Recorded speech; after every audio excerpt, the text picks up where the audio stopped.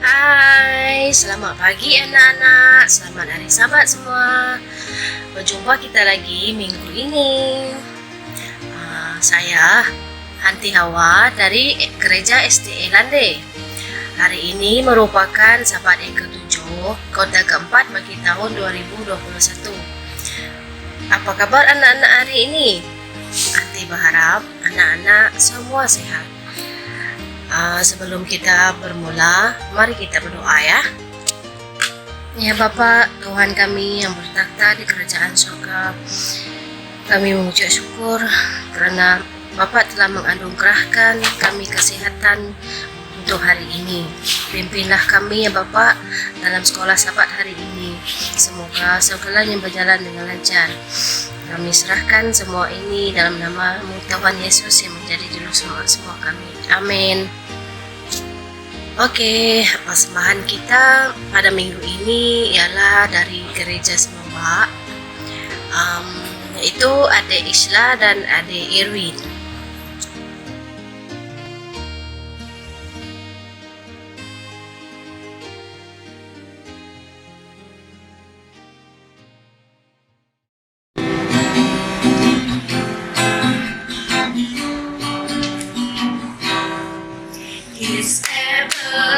He's able, I know He's able, I know my Lord is able to carry me through. He's able, I know He's able, I know my Lord is able to carry me through. He heals the broken hearted and set the captives free. He made the land to walk again and caused the blind to see. Because He's able, I know He's able, I know my Lord is able to carry me through.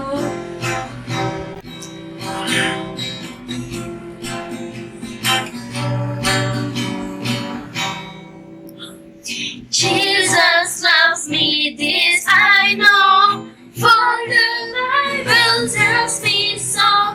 We the one to Him belong. They are weak, but He is strong. Yes, Jesus loves me. Yes, Jesus loves me. Yes, Jesus loves me. The Bible tells me so.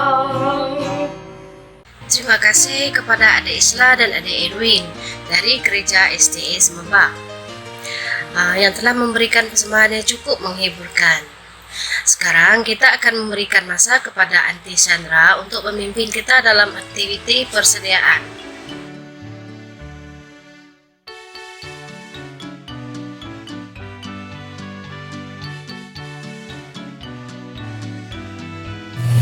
Hai anak-anak, saya Aunty Sandra. Terima kasih kepada Aunty Awa atas kata-kata haluan dan doa pembukaan itu tadi. Baiklah, sekarang kita akan menonton satu lakonan pendek atau skit yang akan dilakonkan oleh adik Ruth, adik Rachel, adik Kinan dan adik Kivan.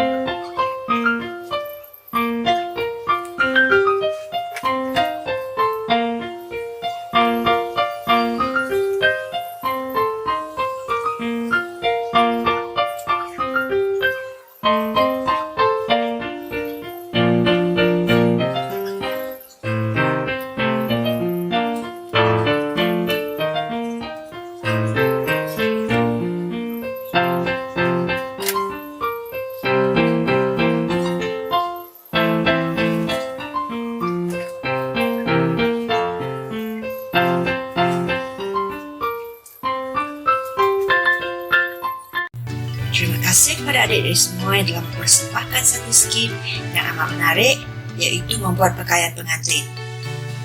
Anak-anak, bagaimanakah agaknya seseorang boleh melayani dalam majlis perkahwinan? Berapa banyak kerja yang harus dilakukan untuk persediaan sebuah majlis perkahwinan? Tentu banyak dikerjakan, seperti membantu dalam persediaan, membantu mengagih makanan, atau membantu untuk membuatkan para tetamu untuk selesa. Anda boleh melayani di mana sahaja Anda berada, contohnya di sekolah, di rumah, di gereja, dan sebagainya. Apabila kita melayani, kita akan menggunakan anugerah yang Tuhan berikan kepada kita. Apabila kita menolong orang, Ia membuka jalan untuk bersahabat dengan mereka dan untuk memperkenalkan mereka kepada Yesus.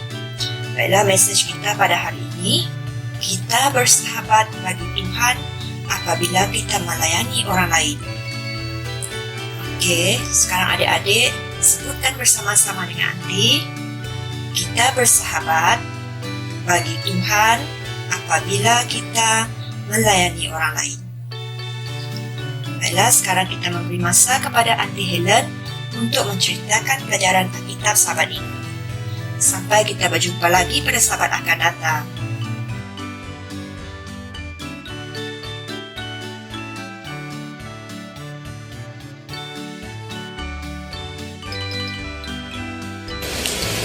Hai anak-anak, bersama lagi dengan saya Aunty Helen untuk sahabat yang ketujuh ini. Pelajaran Alkitab kita pada sahabat ini bertajuk Tidak Ada Lagi Anggur. Pernahkah kamu pergi ke sebuah acara perkawinan? Apakah yang kamu ingat? Pakaian-pakaian yang cantik, orang-orang yang cantik dan tampan, bunga-bunga, musik yang indah, makanan dan minuman yang enak. Apakah kamu menikmati acara perkawinan tersebut? Yesus suka pergi ke acara perkawinan. Para tetamu di pesta perkawinan memenuhi rumah di Kana di Galili. Orang banyak memenuhi halaman. Terdengar suara orang-orang yang sedang bergembira, musik dan juga tawa. Malam itu adalah malam yang sempurna. Maria melihat di sekeliling, menikmati suasana di situ. Betapa gembira kelihatannya sahabat-sahabatnya dan ibu bapa pengantin. Sementara Maria sedang melihat sahabat-sahabatnya, seorang pelayan datang kepadanya. Dia berbisik kepada Maria, "Anggur sudah habis." Pelayan itu berbisik. Senyuman Maria hilang dan dahinya mengerut, penuh cemas. Dengan cepat dia melihat ke sekeliling. Bekas yang besar yang seharusnya berisi anggur kini sudah kosong. Jika anggur sudah habis, pesta itu akan segera berakhir dan tetamu pasti akan pulang ke rumah. Maria merasa berat hati. Dia tahu kekecewaan ini akan dibawa kepada keluarga pengantin. Tambahan pula, dia yang menolong merancang pesta itu. Maria berasa dia harus bertanggung jawab. Tetapi, apa yang dapat dia lakukan? Pasar sudah tutup pada malam hari. Tidak ada cara lain yang dapat dia lakukan. Atau, adakah cara yang lain? Kemudian, Maria memikirkan satu cara yang sempurna untuk menyelesaikan masalah itu. Ya, Yesus. Dia dan murid-muridnya juga diundang ke pesta. Maria segera mendapatkan Yesus. "Anggur sudah habis," dia berkata kepada Yesus dengan cemas. Yesus mengerti ketegangan situasi saat itu. Tetapi apa yang dapat dia lakukan? "Mengapa melibatkan aku dalam hal ini, Ibu?" Yesus bertanya. dengan lemah lembut. Saatku belum tiba. Maria berasa putus asa. Ini adalah keperluan yang mendesak. Yesus dapat menolong. Dia yakin akan hal itu. Sambil menolak para pelayan ke depan, dia memerintahkan kepada mereka, "Lakukan apa saja yang ia katakan kepadamu." Yesus melihat ke sekeliling dan melihat 6 air besar yang dibuat daripada batu ada di dekatnya. Setiap tempayan dapat mengisi lebih daripada 20 galon air, yaitu lebih daripada 96 liter. Isi tempayan-tempayan itu dengan air. Dia berkata kepada para pelayan itu dengan perlahan. Mereka segera menurutinya. Segera mereka mengisi penuh ke-6 tempayan itu. "Sekarang, cedoklah air dan berikanlah kepada pemimpin pesta," Yesus berkata. Jadi para pelayan itu mengisi sebuah jug dengan air daripada tempayan itu. Saat mereka melakukannya, mereka menyadari ada sesuatu yang baik. Ini kelihatannya bukan air, aromanya bukan aroma air. Dengan segera mereka membawanya ke pesta dan mengisi gelas pemimpin pesta. Dia tidak tahu apa yang terjadi. Dia hanya mengangkat gelasnya dan meminum anggur tersebut. Dengan tersenyum, dia memanggil pengantin lelaki. Semua orang menghidangkan anggur yang terbaik dulu, dan sesudah orang puas minum, barulah anggur yang biasa. Tetapi kamu menyimpan anggur yang terbaik sampai sekarang. Itu adalah mukjizat Yesus yang pertama. Murid-muridnya melihat apa yang terjadi ketika Yesus melayani orang-orang lain. Mereka memutuskan lebih daripada sebelumnya untuk meletakkan iman mereka kepadanya. Mereka mahu menjadi sahabat-sahabat terdekatnya. Ketika kita melayani orang lain, kita juga sedang menjalinkan persahabatan untuk Tuhan. Jadi, Cikgu nak tanya di sini, bagaimanakah agaknya perasaan Maryam apabila dia mendapati bahwa mereka telah kehabisan jus anggur? Pasti panik, kan? Malu, sedih, cemas, banyak perasaan. Dan menukar air menjadi jus anggur merupakan mukjizat Yesus yang pertama. Kenapakah agaknya Maryam tahu bahwa Yesus boleh membantunya jika dia tidak pernah pun melakukan sebarang mukjizat sebelumnya? Karena Maria tahu bahwa Yesus itu adalah anak Allah. Dan pada pendapat anak-anak semua, mengapakah Yesus melakukan mukjizat itu? Karena orang yang menganjurkan majelis itu memerlukan apa? Lebih banyak minuman, dan karena dia adalah sahabat mereka. Jadi, Anti hendak tanya, jika Anda ternampak seseorang menghadapi masalah, apakah yang Anda cuba lakukan? Pasti jawaban anak-anak adalah saya cuba membantu mereka, atau saya ingin membantu mereka. Mengapa Anda membantu mereka?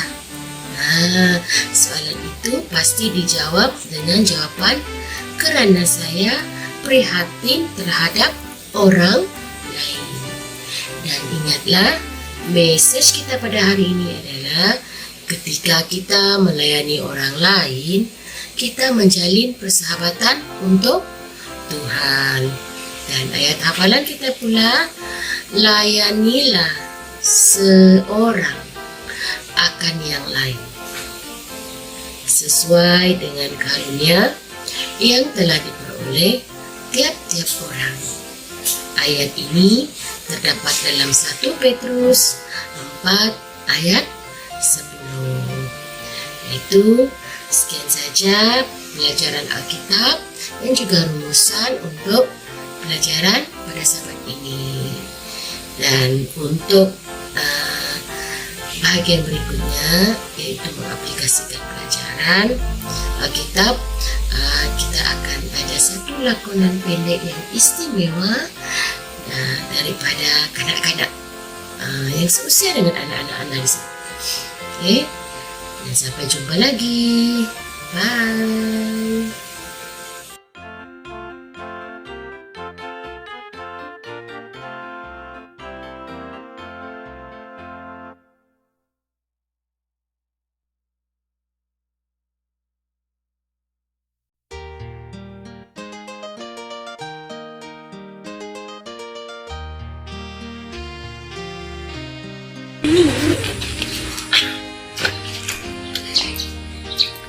Kamu tahukah yang dalam Alkitab ada Daniel dan kawan-kawannya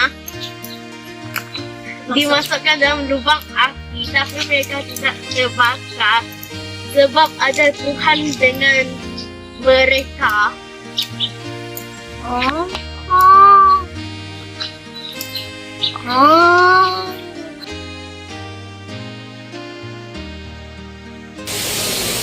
Hai anak-anak, bagaimana dengan lakonan anak-anak tadi?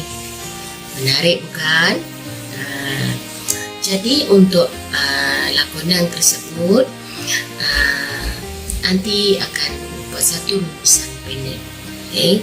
Tukang gunting itu menunjukkan kita bahawa apabila kita melayani, kita bersahabat bagi Tuhan.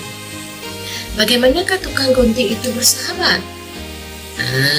Caranya dia memberikan khidmat gunting rambut secara percuma.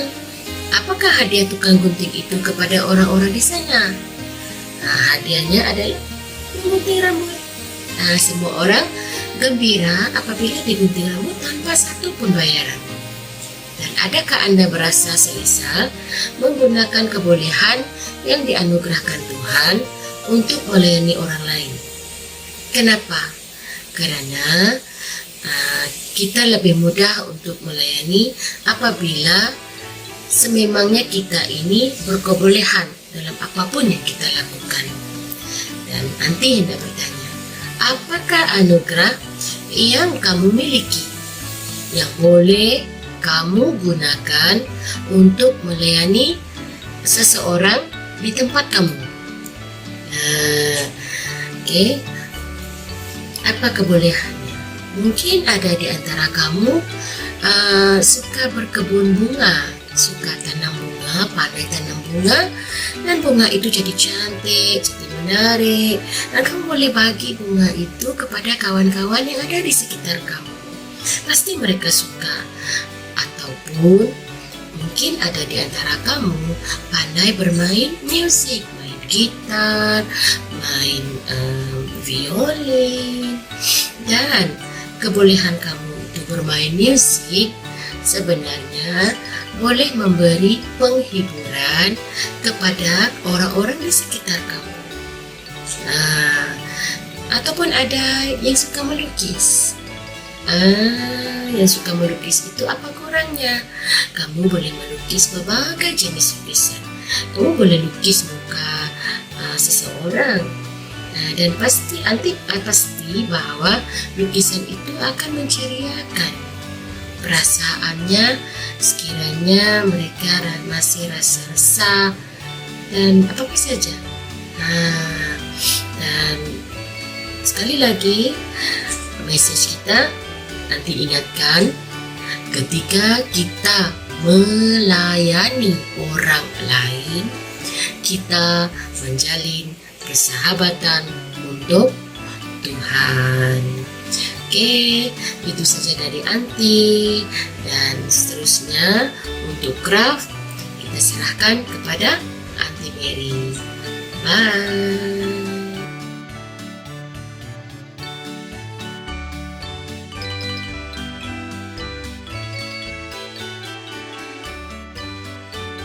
Hai anak-anak semua, saya Aunty Mary. Sahabat ini, Aunty akan berkongsi video craft cara-cara membuat konten kacang. Selamat berjumpa anak-anak semua. Bye. Cara-cara membuat konde kacang. Langkah pertama, sediakan bahan-bahan seperti di dalam video.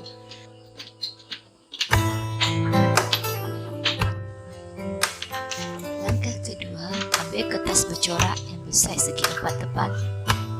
Terbalikkan ke bahagian dalam yang tak bercorak dan letakkan tape double-sided di hujung tepi kertas tersebut. Langkah seterusnya, gulungkan kertas tersebut sehingga terbentuk seperti cone ice cream. Apabila cone sudah siap, letakkan bungkusan kecil kacang ke dalam cone. Tutupkan bahagian atas cone menggunakan stapler.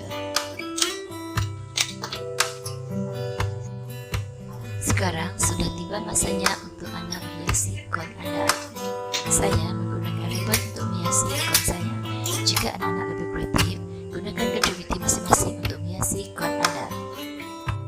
Sekarang tiba masanya untuk kita membuat kad indeks. Ambil kertas warna dan potongkan sekecil bersaiz 3 cm.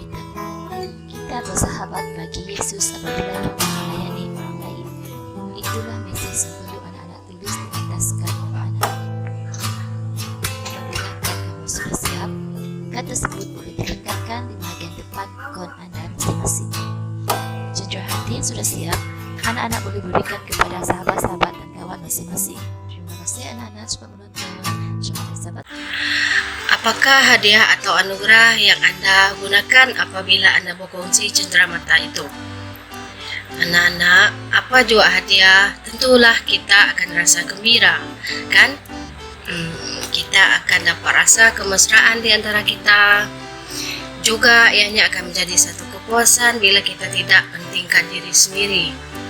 Kita harus berkongsi anugerah kasih karunia. Jadi kesimpulannya, apa yang akan kita ingat minggu ini ialah kita harus berfungsi anugerah karunia dari Allah.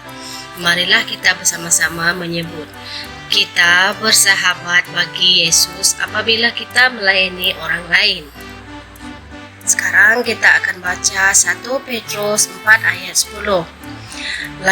Layanilah seorang akan yang lain sesuai dengan karunia yang telah diperolehi tiap-tiap orang. Oke anak-anak, sampai di sini saja sekolah sahabat online kita hari ini. Sekarang mari kita berdoa. Ya Tuhan, Bapa kami yang berkuasa di kerajaan surga, terima kasih Bapak karena telah mempermudahkan sekolah sahabat kanak-kanak hari ini. Semoga semua guru-guru dan anak-anak senantiasa di dalam lindungan Bapak Tuhan yang Maha Kuasa. Semua ini kami serahkan dalam nama-Mu Tuhan Yesus yang menjadi juru selamat semua kami. Amin. Sampai berjumpa lagi anak-anak. Bye.